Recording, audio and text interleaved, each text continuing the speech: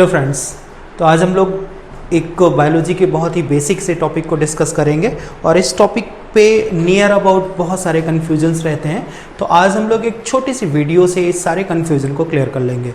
तो आज का टॉपिक है menstrual cycle. First of all हम लोग इसके जो भी प्रॉपर बेसिक पॉइंट्स हैं उनको क्लियर कर लेते हैं। मेंस्ट्रुअल साइकिल में कुछ पॉइंट्स आपको क्लियर करके रखना पड़ेगा। It's a basic character of puberty. It means ये एक मेजर कैरेक्टर है किसका? सेकेंडरी सेक्सुअल कैरेक्टर्स का। क्लियर?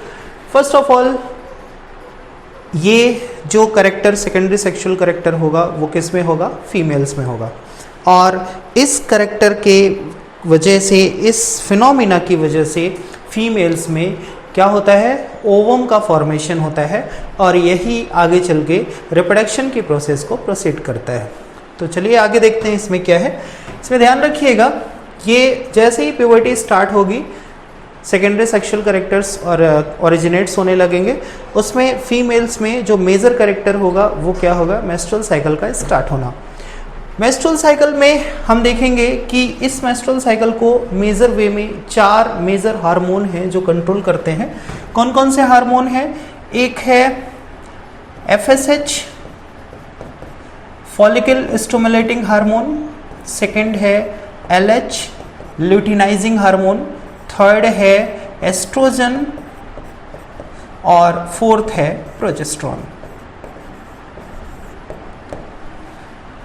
ये जो मेंस्ट्रुअल साइकिल की प्रोसेस है ये 2 इवेंट में आगे बढ़ती है। एक होता है ओवेरियन इवेंट और दूसरा होता है क्या? इंडोमेट्रियम में जो इवेंट चलता है, इंडोमेट्रियम वॉल में जो इवेंट चलता है वो। नेक्स्ट हम ओवेरियन इवेंट में देखेंगे तो ओवेरियन इवेंट में क्या होगा? फॉलिकल्स का फॉर्मेशन होगा, उनका डेवलपमेंट होगा, आगे चल के ओवल्यूशन होगा।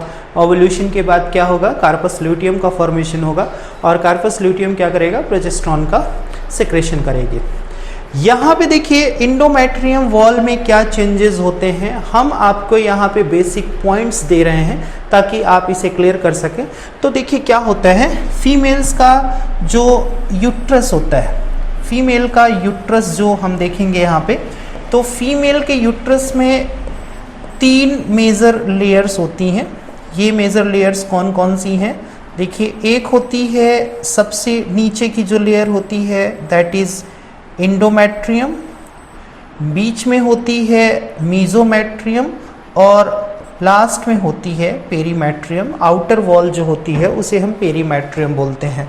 तो जितने भी चेंजेस होंगे मेंस्ट्रुअल साइकिल में वो कहाँ पे होंगे?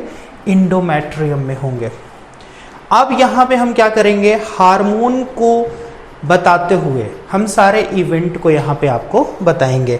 तो यू नो दैट कि ये जो मेंस्ट्रुअल साइकिल होता है वो 1 डे टू 28 डे और 29 डेज का पूरा फिनोमिना होता है। फर्स्ट डे जैसे ही स्टार्ट होगा इसे हम कहेंगे कौन सा फेज? इसे हम कहेंगे सिक्रेटरी फेज, या हम इसको क्या कह सकते हैं? Menstrual phase. यहाँ पे बेसिकली क्या होता है? यहाँ पे इंडोमेट्रियम वॉल डिजनरेट होके बाहर आ जाती है। जितने भी इंडोमेट्रियम वॉल की लेयर है वो डिजनरेट होगी और बाहर आ जाएगी।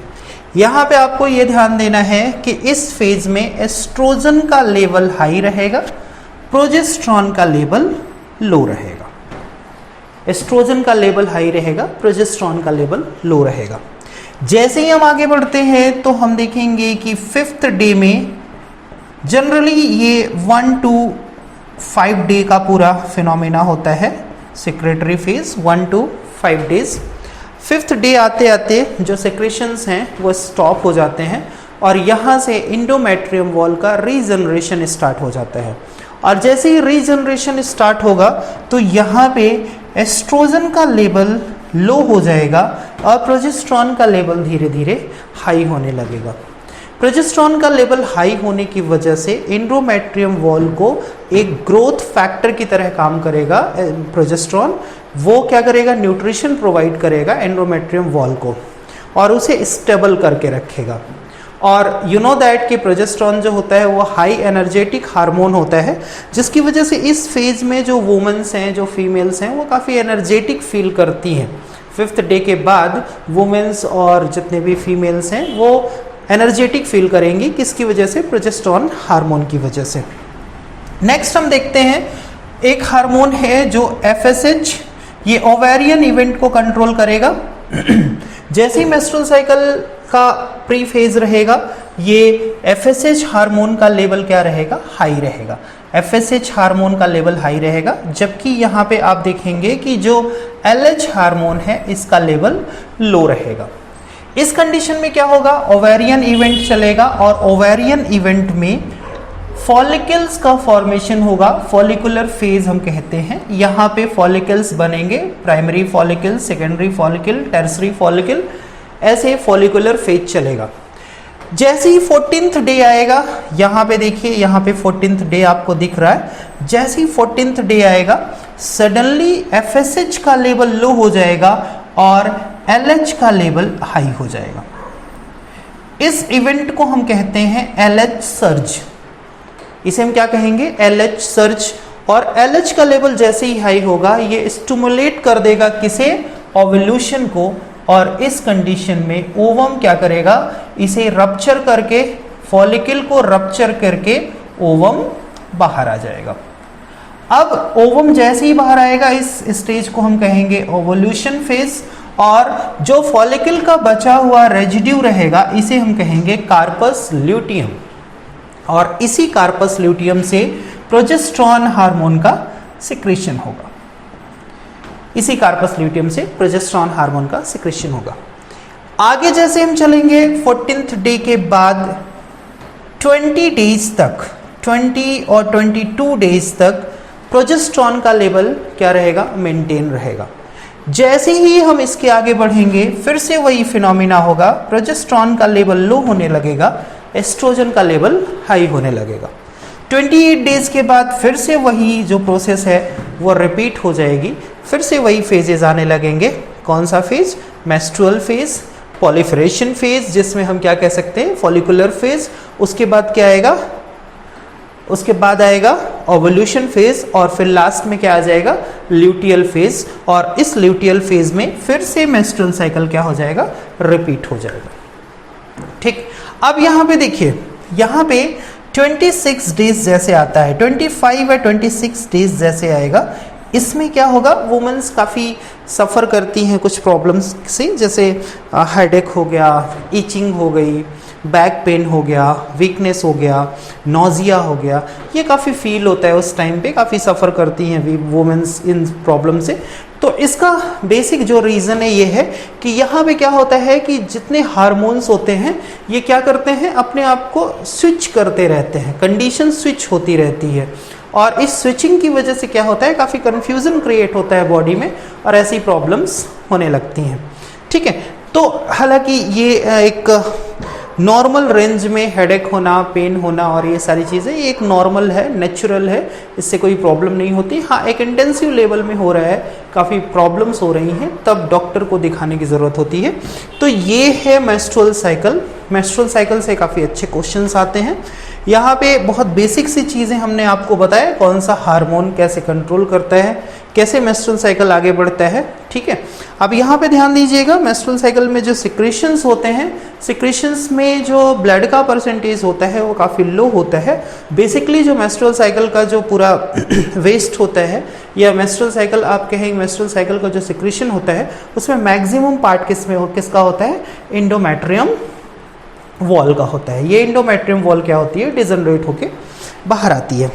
आप सुनिए, यहाँ पे एक क्वेश्चन आता है कि ये जो प्रोजेस्टेरॉन का लेवल है, ये मैंने आपसे कहा कि ये 20 to 22 डेज तक क्या रहता है? मेंटेन रहता है। बट इन केस अगर 14 डेज टू 22 डेज के बीच में, ये देखिए NCERT इसको अलग क्लेम करती है, ये मैं आपको एक नॉर्मल रेंज बता रहा हूँ। नीट पे ये अलग रेंज करेगी, नीट पे इसमें 10 to 17 डेज दिया हुआ है। ठीक है। बट अगर आप एक रेशियो लें तो 14 डेज टू 22 डेज के बीच में अगर यहाँ पे क्या हो जाता है?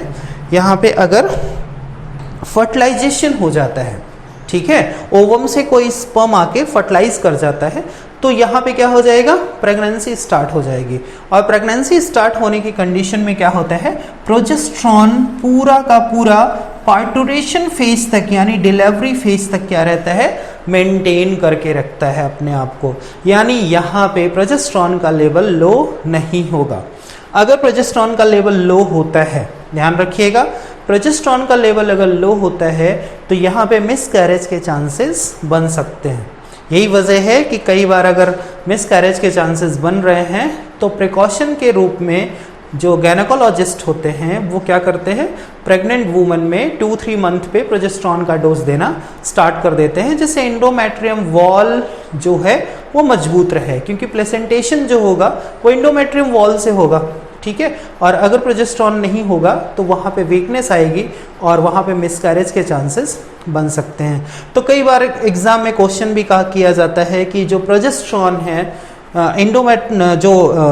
कॉर्पस ल्यूटियम है, ये कब तक स्टे करती है, तो ये ल्यूटियल फेज में, नॉर्मली ल्यूटियल फेज में मेंस्ट्रुअल वेस्ट के साथ बाहर आ जाएगी। बट अगर ल्यूटियल फेज के पहले ही प्रेगनेंसी स्टेबल हो गई है तो ये प्रोजेस्टेरॉन को सिक्रेट करती रहेगी पार्टुरेशन के टाइम तक, ठीक है। तो ये एक ओवरऑल आप कह सकते हैं फैक्चुअल नॉलेज मैंने आपको दिया इन किसमें, मेंस्ट्रुअल साइकिल पे। तो ऐसी किसी वीडियो पे हम लोग फिर से मिलेंगे, तब तक अपने आप को मस्त रखिए, टेंशन फ्री रखिए, ठीक है, और अपनी पढ़ाई को जारी रखिए। Thank you so much.